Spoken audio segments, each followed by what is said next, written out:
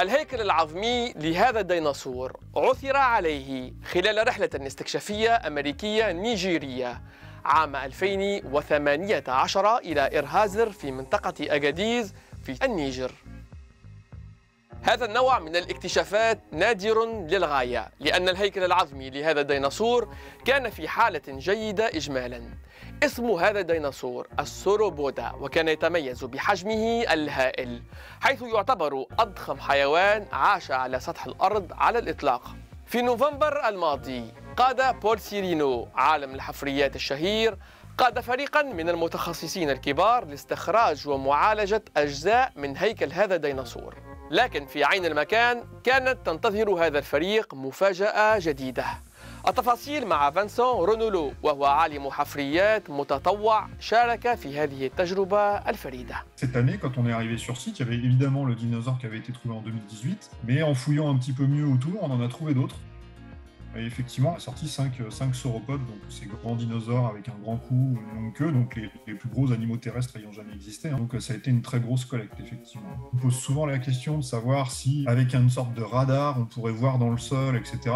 Non, ça marche pas comme ça. On n'a pas de technologie pour savoir ce qu'il y a dans le sol. La seule façon qu'on a de le savoir, c'est de creuser. Je dis souvent que c'est un peu comme aller cueillir les champignons. Les paléontologues, ils vont savoir reconnaître les os des cailloux classiques avec un petit peu d'habitude.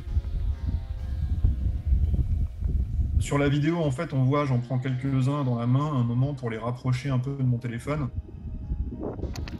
Et à ce moment-là, on voit qu'il y a une structure poreuse à l'intérieur. C'est les structures typiques qu'on retrouve à l'intérieur de tous les os, hein, les nôtres, ceux des dinosaures, c'est pareil. العلماء يعتقدون أن هذا الديناصور السوروبودا عاش على سطح الأرض بين 145 مليون عام و 180 مليون عام. ويستوجب استخراج هذا الهيكل دون إتلافه اتخاذ الكثير من الاحتياطات، حيث سيقوم العلماء بتجبيره ثم تقطيعه إلى أجزاء صغيرة بعد ذلك.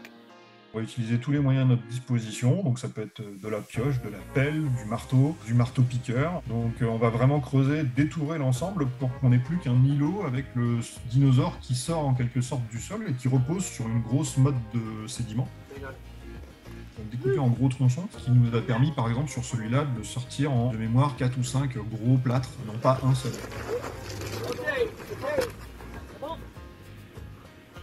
Les os, ils vont voyager un petit peu quand même. Ils vont bientôt quitter le Niger, parce que malheureusement, le Niger n'a pas aujourd'hui de laboratoire de paléontologie capable de s'occuper, de préparer ces os-là. Ils vont partir aux États-Unis pour y passer quelques années, puisque ça prend du temps, où là, des préparateurs professionnels, expérimentés et bien équipés vont pouvoir prendre soin de ces os-là. Et une fois que tout ça aura été fait, on va pouvoir les étudier. Le métier des paléontologues, c'est de comprendre comment fonctionnaient les environnements du passé, pour nous permettre de mieux comprendre comment fonctionnent les environnements aujourd'hui.